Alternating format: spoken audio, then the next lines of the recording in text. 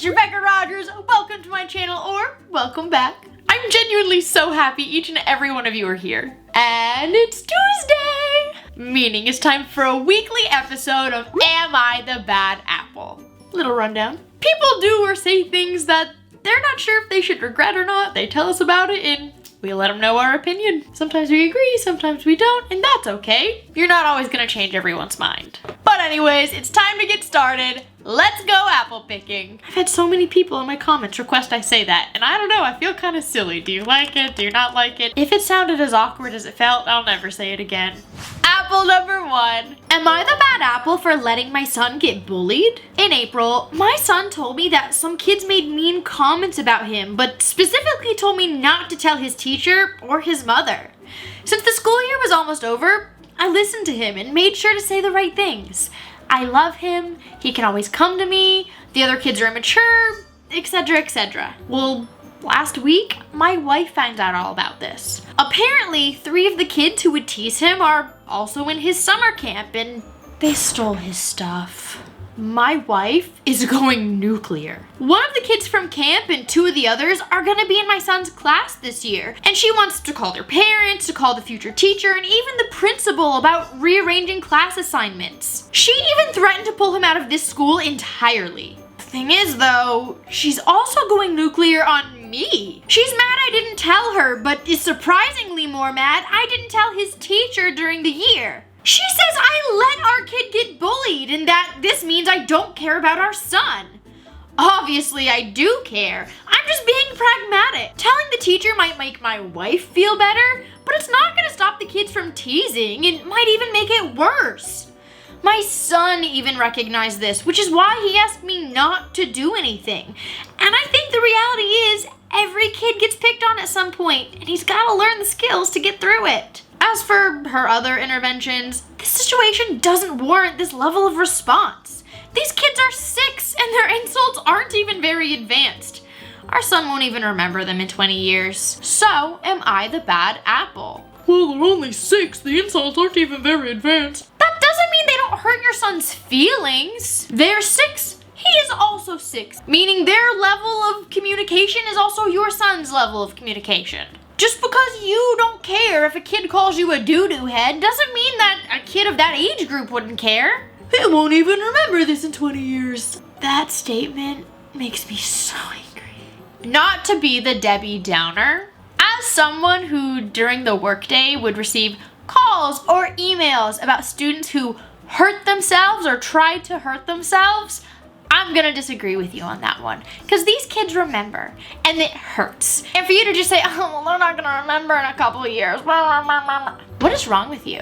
For you to even wanna take that chance hurts. Y'all know I don't have kids, I'm not a parent, I have experience teaching. And if I was that teacher, and I found out that all of this was going on in the background, and I didn't know, and no one told me, and I could have prevented something from happening, even just thinking about it makes me so upset because I've seen what these kinds of things can lead to, and it's not something that I wish on any teacher, and it's not something that I wish on any kid or any parent or teacher witnessing it. Do something about it. That is always the answer. You always do something about it. You never let it go. You never let it carry on. You never let it fizzle out. You do something about it because you are the adult. I know you didn't have malicious intentions. I know you were trying to do what you thought was best for your kid.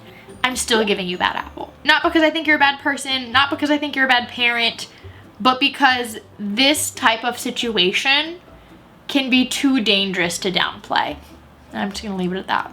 And I use the words can be because hopefully it stops. Hopefully this child doesn't carry this pain and this hurt and this trauma with him. Hopefully it ends here because your wife's nipping it in the butt. But there's a chance and you should never even want to take that chance. Ever. It's not worth it.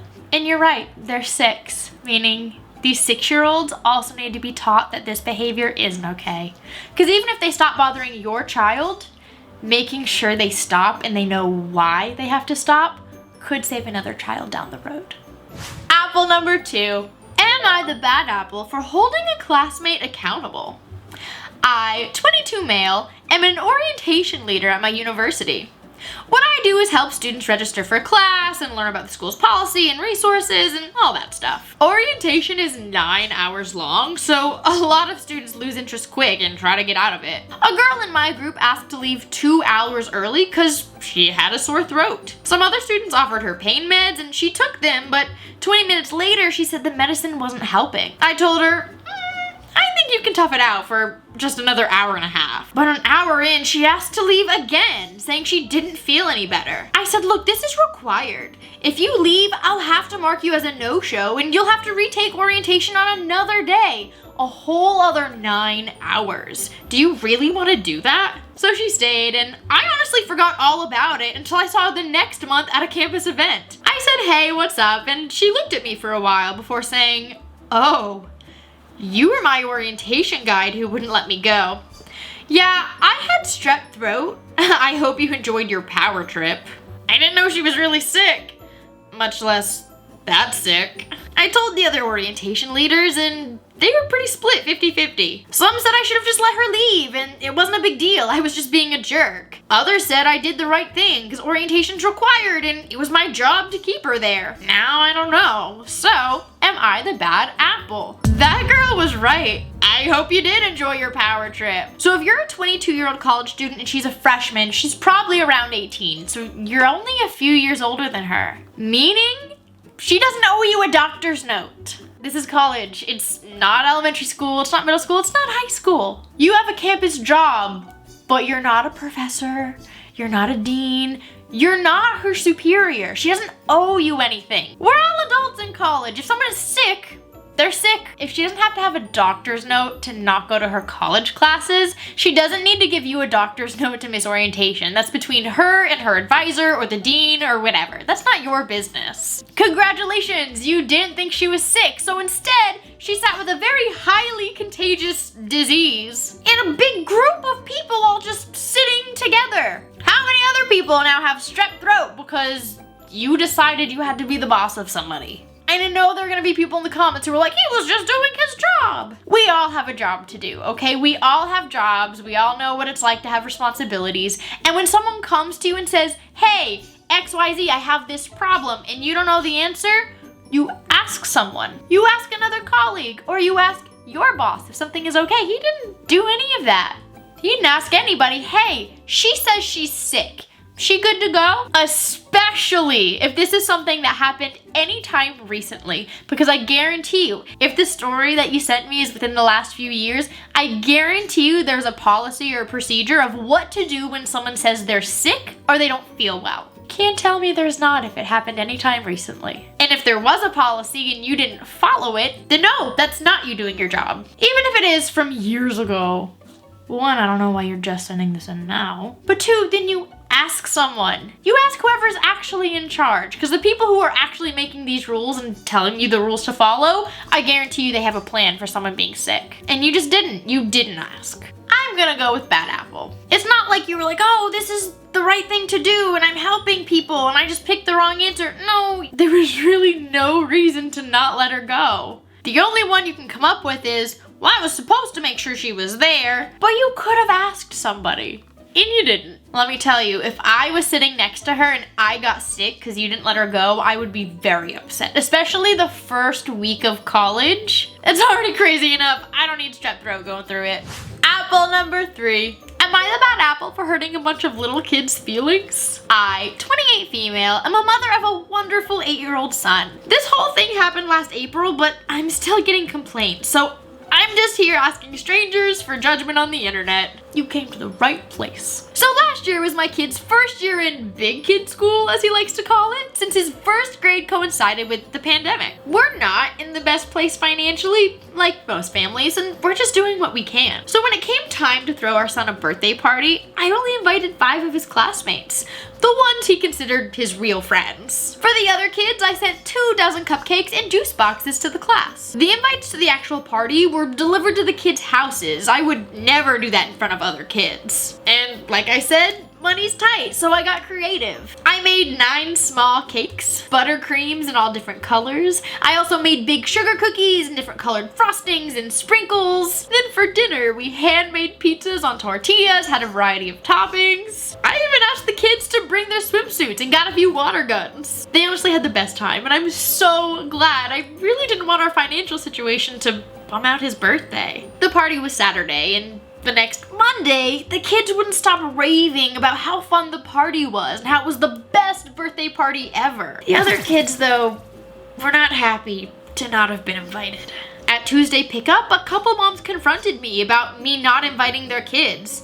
I said, I'm sorry, but it was just a small party for my son's close friends only. But they wouldn't let it drop. They kept complaining about me excluding their children.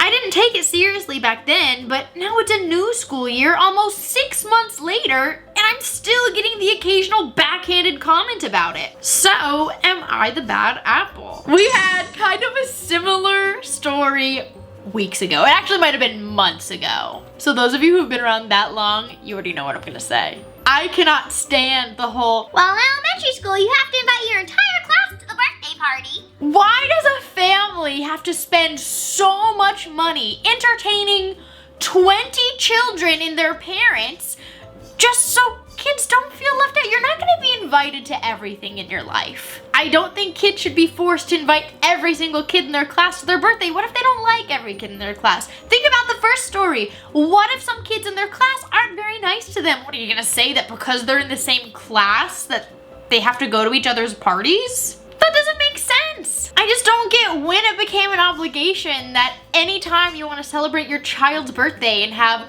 a couple friends. Like, it's not like they had 13 and left out half the class. They only had 5 kids over. When did it become an obligation to host the entire class? And again, it's not just the 20 kids. A lot of times at little kid birthday parties, their parents stay to make sure they don't get in any trouble or to do whatever. So then you have the 20 kids and then at least 20 parents, maybe 40 if both parents stay. That's a lot of people. Not everyone can house that many people. Not everyone can afford to feed that many people. I just don't understand why that would ever be assumed to be an obligation. I don't think this mom is a bad apple. I think she's a good apple. I think she threw the coolest birthday party. Mom, this is a win. Okay? You made a birthday on a budget and it was so much fun that moms are complaining their kids didn't get to go.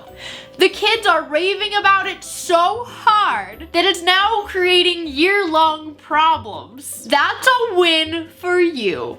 You're an awesome mama. The only bad apple here are the moms that 6 months later are still making you feel bad about it.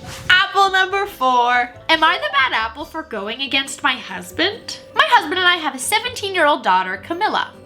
Camilla started school 3 weeks ago and is a senior in high school. She also has some health issues, anxiety, possibly ADHD, and has a stutter. Camilla goes to a private school, so there's not really an IEP or 504 for her school. However, there is an accommodation plan for her that we review at the beginning of the school year, and she has a special ed teacher to help advocate for her with the other teachers. Well, this year, Camilla's taking AP Calculus. She took pre-calculus last year, and the lowest grade she had after any quarter was a B, but still had an A for the overall semester. She was supposed to have that teacher this year also, but that teacher had to quit last minute, and now she has a teacher that she describes as freaking terrifying. Camilla started asking to drop the class 2 weeks ago. I asked if she could stick it out another couple days, see if it would become more bearable, but my husband just flat out said no, she can't drop the class. Camilla started having panic attacks, and a few days later she started vomiting from stress and her hair started falling out. The stress is obviously starting to impact her physical health. I decided to request a meeting with Camilla's math teacher, her support teacher, her counselor, and her vice principal to see what we can do to keep Camilla in this class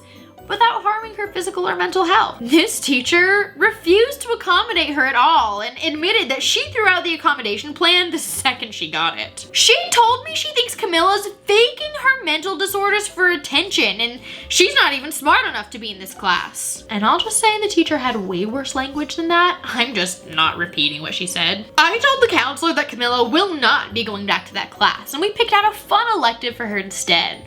Math isn't required for seniors, and her counselor said she's perfectly fine for college, so why not? I went home, told Camilla the good news, and we went out to celebrate. We went out to eat, which was one of the first meals she was able to keep down in days. Went shopping, got manicures, all the good things. While we were out, she admitted she'd been bullied by that teacher since the beginning of school, and her teacher kicks her out of class when she stutters or fidgets. I was so happy I got her out of there. But when we got home and my husband found out Camilla dropped the class, he was livid.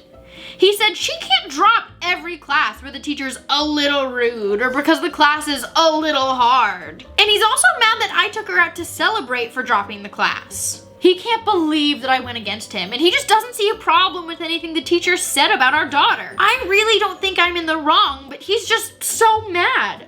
So I need to know, am I the bad apple? What is up with all these parents today condoning bullying? Y'all, I did not plan to have all these stories, I'm telling you. I have my husband put in the stories that I should use on a little Google Drive, and I just pick the first 4 every week. This dad reminds me of the dad in the first story, and this mom reminds me of the mom in the last story. The fact that this teacher is like, I know she's your daughter, and she's been your daughter for however many years, 17 years, but I think her stutter's fake, and I think that I know better than you, her parents, about the medical ailments that this girl claims to have. She's got everyone in the world fooled but me. I'm the most disappointed that she said that in a conference and still has a job. There's no reason that she should be employed as a teacher in a school. And I don't say that often, you know, I think that there's always teachers that have things to learn, but if you just straight up are getting a medical accommodation form that I'm sure includes doctor's notes and things like that, and you just toss it out and just insult this child and talk about how